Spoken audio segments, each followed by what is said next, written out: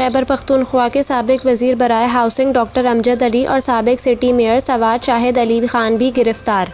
Police के मुताबिक Pakistan Tehreek Insaf PTI के दोनों रहनुमाओं को इनकी रिहाइश गाहों से 3 MPO के तहत गिरफ्तार किया गया है।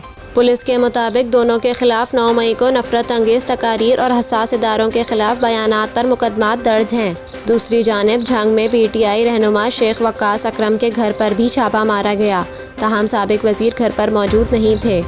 पुलिस की जानिब से घर की तलाशी भी ली गई। याद रहे कि महकमा एंटी करप्शन खैबर पख्तूनख्वा ने मर्दान जेल से रिहाई पर साबिक वज़ीर मुमलिकत व पाकिस्तान तहरीक इंसाफ के रहनुमा अली मोहम्मद खान को दोबारा गिरफ्तार कर लिया।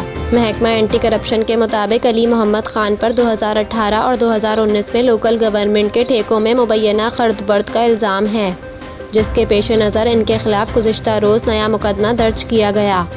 इस मुकदमे में साबिक सूबाई वज़ीर आतिफ खान और साबिक MPA तगील अंजुम भी नामज़द हैं, जबकि दफ्तर लोकल गवर्नमेंट और AD लोकल गवर्नमेंट फजल उल्लाह समेत मुत्तहिद ठेकेदारों को भी FIR में नामज़द किया गया है।